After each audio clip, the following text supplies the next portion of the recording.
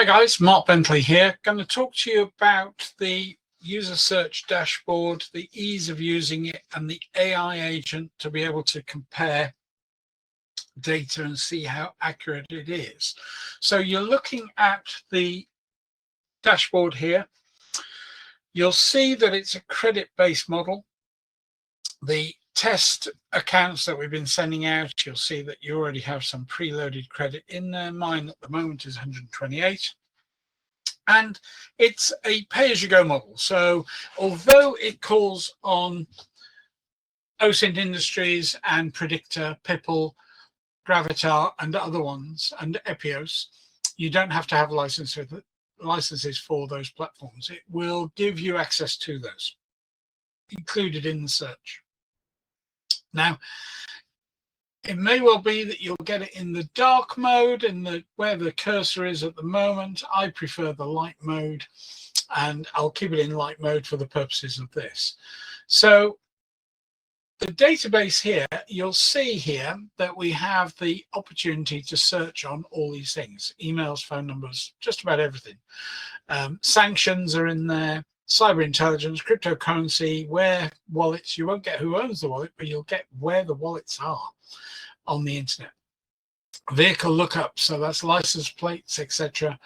Public leaks, so dehash stuff, that type of thing. Court records, mainly US and UK, but there are some that fall outside that. We've got corporate intelligence, cyber intelligence, wildcards, that sort of stuff.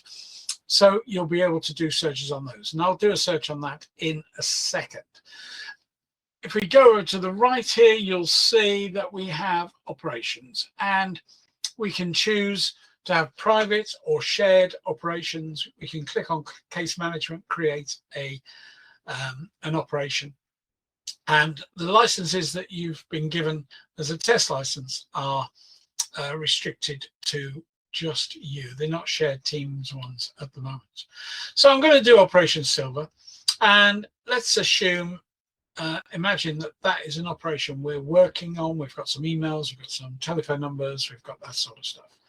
And what I'm going to do is I'm going to do a search on my email and telephone number and what have you, and show you how this will resolve.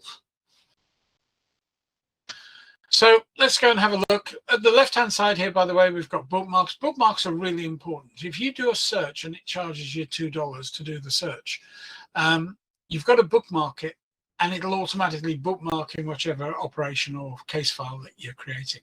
If you don't do that, it won't save it, and you have to do it again. You've got to bear in mind that nothing here is saved by us. We don't see what you're doing. We don't see what you're recording. All we see is an audit trail to say you did a search on an email and it cost $1.20. That's all we get. We don't see what you search on. It's SSL encrypted to the servers. So it's all hidden. Even the reach out at the other end to websites and other aggregators is anonymous. They can't see. They can see that UserSearch has made the request for some data, but they can't see who and what. So let's go and have a look at basic searching. So here we've got username, email, phone number, etc. We can choose these things. Picture actually does facial recognition. So it'll actually look, as an example, there's a picture I've got of a driving license picture of me with no EXIF tags, no metadata, nothing in it to identify me. And if I run that through this, it will actually show you me at the profile picture of me at a conference in India a couple of months ago. So it brings it up to date. It looks at location, it looks at all sorts of stuff. And you say, well, Google Lens will do a lot of that for free. And you're like, you're right. But the cookies and the crawlers and what have you in Google record what you're doing and see what you're doing. This is completely anonymous because you're in an encrypted tunnel to the search. Even though we're using infrastructure like AI agent that I'll talk about, we're using that infrastructure.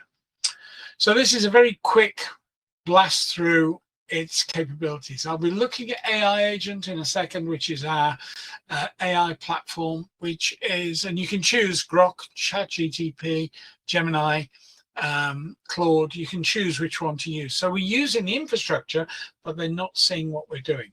So let's get down to the nitty gritty. When you look at these, let's do an email. So I'm going to put my email in. You'll see there's 369, 11 different options here. Now you can choose individual ones, which is fine. They are cheaper. But where it says recommended, the developers for UserSearch have put a one scan. And one scan is where it actually does everything all at once. And it's less than doing them individually. It takes us a little bit longer because you're talking about 8,000 plus websites, plus aggregators. And depending on the access to the aggregators and how fast they are, we have to wait on that time. However, what I'm about to do is I do open source training. I'm a trainer with my own company, do open source training for law enforcement and governments and investigators. And what I'm about to do that will take 30 seconds, using traditional methods, may take 3 or 4 days. And you won't get everything on the result that I'm going to show you now. So we're going to run a one scan. You'll see here that it's going to deduct $2.60 off my account. The others are $1.70, 50 cents, that type of thing, but they come to more. So it's better value to do this and you get everything. So the question you've got to ask yourself is, for $2.60, do you want every piece of the jigsaw or do you just want a few of them? So, and it's quick. With the beauty of UserSearch is that it covers things very, very quickly. We're talking about if you do time limited investigations and they're time critical, you've got to get things done like now or yesterday, then this will look at all these aggregators. Imagine searching on all the databases I mentioned separately and then putting them together in Anacapa or I2 or something like that, and then building the picture and then analyzing it. Well, this will do everything for you. So I've got my email in there. Let's do a search. So I'm going to search it. Now, the first thing that will come up is a box to say, these are the searches that we're going to do. Do you want them? And I'll say, remember my choice. I'm happy to do everything. And I'll apply those filters. Now, what it'll do, you can see on the top right here a flashing beacon. That tells you that the search is running. And straight away, it's been to OSIT Industries. We've found a lot of information there on me. We've actually found the garage where I get my car serviced in East London, and also the Halfords should be in there somewhere, who fitted my kitchen last year. There they are, Howdens, who fitted my kitchen last year. So the amount of information you're getting here is extraordinary. So it's still flashing away. Normally mine hits about 60 before it dies down. So they're up to 47. We've just got to wait for that to stop. So while we're doing that, you'll see it says here enrich. Now what enrich means is that the data, if there's a blue tick next to it, it means you're going to get more. If there is a cross next to it, it means we found a record, but we can't enrich it by cross-referencing and taking it further. We've just found that there is a record there. Now you're building up a profile, guys. It's just getting this information on somebody is gold dust. And there's websites here that I couldn't even remember that I'm still on. So this is going to find me. It's going to find my sock puppets, my fake IDs, and everything in here. So if we have a look at this, it's still 49. It's normally about 60. It'll stop in a second. It takes about 30, 40 seconds. But you're searching 8,000. There we go. Okay. So let's have a look at a few of these, guys. This is Have I Been Pawned. This is all the places where I have been, the websites I've been on, like Canva and Dropbox and the Toxica and People's Energy, where I have been hacked, or the website's been hacked and I've been on there. Here's my Deliveroo, which is food. You can see here there's a number 5118. That'll become important in a little while. So as we go down, Notion, that just gives you basic details. Pinterest, we've got an ID number there, still no names and stuff, but let's go a bit further down. Let's have a look at Zoho. Let's have a look at, let's choose another one, Trivago, Fitbit, there we go. So now we're getting a Peter N, which is actually Peter Nelson, which we'll find when we use Sarge. Twitter account, let's see if we've got any details in there. Maps, so there's Mark Bentley, there's my name from an email of P176457. We've got the have I been pawned. They are duplicated because these are the OSIN Industries ones. Then we've got Predictor. Then we've got Epios. So as we go down here and have a look at this stuff, we can start building up a profile, and we'll find the fake ideas. We've got IDs. We've got Mark B there. We've got Mark as a first name. So as you can see here, we can look at these accounts, and we had 5118. Now we've got 18 because they're redacted. We're going to build that. This platform will actually rebuild that for you. So it's really important you choose your operation you're doing or the inquiry, and it's really important that you bookmark. Now, the reason for bookmarking is that you don't have to do the search again. If you don't bookmark, you lose the information. Now, the reason, it's a good reason for that, because we don't record anything. You are recording it. We don't see into your operations. We don't see anything like that. So it's for you to decide to keep it in your encrypted folder that we can't see. If you don't do that, you'll have to do the search again because it doesn't record it anywhere. So there is a very good moral reason for that. And it's you deciding what you want to save and what you don't want to save. So we can get this information, and we've got various different names and things like that. So we've got phone numbers we can do, we've got corporate intelligence. So let's just say all you've got is my email. So you found my name, this is P176457, but you found my name, Mark Bentley, but you've got a Paul Kavanagh and a Peter Nelson in there as well. So we go, right, who are we actually talking about? And we only have a partial number. Let's just assume you haven't got my number. So we can look through these and think about IMGUR. Let's have a look at Eventbrite, see if there's anything in there. We've just got a username, Spotify account, Apple. Let's have a look at my Apple account. Again, 18 on the number, get your guide. New York Times, Marco. So I use the pseudonym of Marco as well. And you found out by this that my name is Mark. So what we can do is we can use AI Analyze here, and it'll analyze all the data to save reading all of them, and AI Ask. But a far more effective way is to just go to AI Agent. I'm going to take you there now just to show you. So when you're playing around with this stuff, guys, just click on them, fill your details out. You can't break it. Okay, you can't break this thing. Just play with it, explore. The other thing just before I go is we can export these things out to our, so I've just exported it on an Excel sheet into my computer. It's not being saved in a folder that can be read at UserSearch. If we could see the stuff at UserSearch that you're saving, we wouldn't have police, LEA, government, military intelligence signing up for the database because it wouldn't be safe. So we can't see it. Right, let's go to AI Agent. We go to AI Agent. We're going to open up the agent. This takes us into the agent. We're still in a safe SSL encrypted pipeline. But now we can say, right, okay. What I want you to do is search on this email address.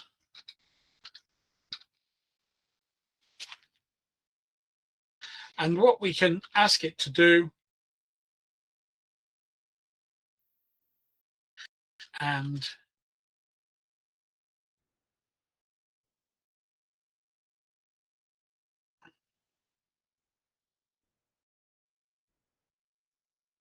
all we got last time was a phone number ending 5118, remember?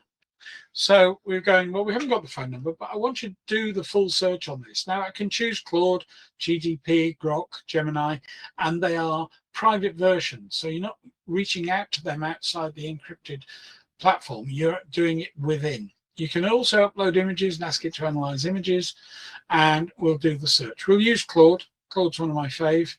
So again, to comply with GDPR and data protection around the world, and ECHR and human rights regarding private information, it's one of the articles in there. You tick this to say, I accept that I'm not going to use it for naughty things. And it'll do a search. It takes a couple of minutes.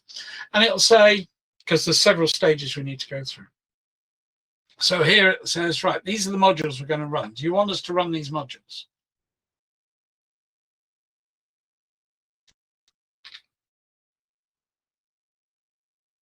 Again, it's so that you can pick and choose. You might say, oh, I don't want this, I don't want that. Just do a full set. And you'll say, yeah, the database says, yes, we have those available. Let's go and do them. And you'll see some are very quick, like Pickle and what have you, and ProtonMail, because they're very insular, one-dimensional searches. But the one that takes the most time, generally with this, is OSINT Industries and Epios, because they're such massive, vast databases. So if you have, or you're thinking of having Epios or OSINT Industries, it's actually built into this. The beauty of the module, while I'm waiting for you, the model, while I'm waiting for this to come up, is it's pay as you go, guys. If you don't use it very much 1 month, it's not going to cost you very much. In fact, if you don't use it at all because everybody's on leave or other operational work, it's not going to cost you anything. So it's not like it's costing you a monthly or a yearly fee, whether you use it or not. So we'll just wait for OSINT Industries just to finish up, and then I'll ask it some questions. So it's now summarizing the results, and it's going to say, let's have a look at this. So would you like me to proceed with the analysis? Yes. So at every stage, it's, you know, you can say, no, I want you to do something different. But I'm just going to go yes, because it's just a training video. And it says, I want you to go and have a look at all these. Do you want me to analyze all the results that came back? And you say yes. And it takes a couple of minutes.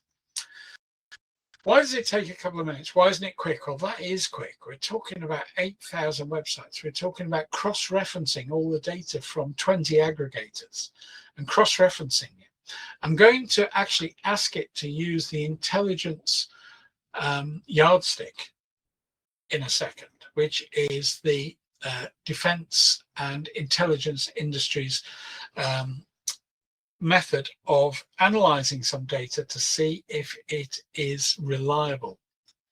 So the reliability yardstick to see if it's a reliable thing that we can do.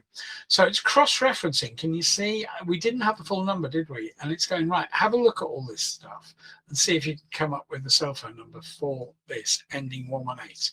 So that's why it's doing a deep dive, a really deep dive. Now, guys, I've been open source lecturing and training for the best part of 20 years doing this stuff. And what I'm showing you here that's going to take 2 or 3 minutes is easily a week, or 4 people doing it for 3 days. It's crazy. So you're doing time critical investigations, you're waiting for this stuff to come up.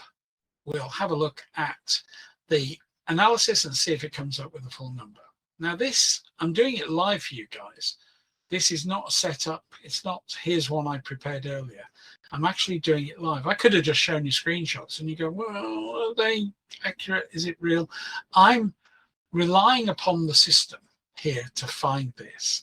And it says, well, let's see if we can find the phone number findings. And there it is. There's the full number. It's on Vodafone. It's in the United Kingdom. Now, initially, we were just getting, it's a number 079 ********. It's a number ending 5118. Apple said it's a number ending 18. And if we have a look here, there it is, full number. There's the number. And reverse lookup. So we had that with stars, and then we get the full number in there. So now I could ask it to say, tell me all about that number, but I'm not going to. I'm going to say, before I do that, I'm going to say, hold on a minute. What is the probability, the intelligence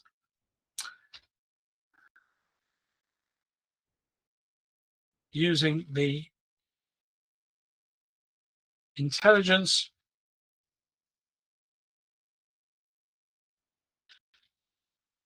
now, for those of you that don't know, the intelligence probability yardstick is something that was set up by the security services and intelligence services in the United Kingdom to say, give me a highly likely, likely, not likely, or not safe rating between, and sometimes it's a percentage.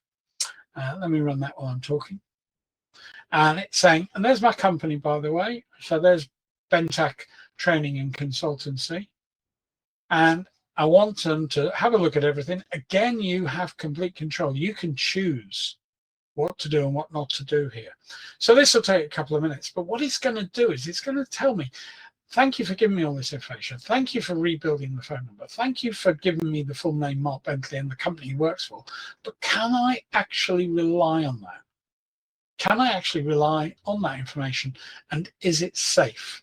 Well, I'm just now running it through the yardstick for the intelligence services to say, tell me if it's safe.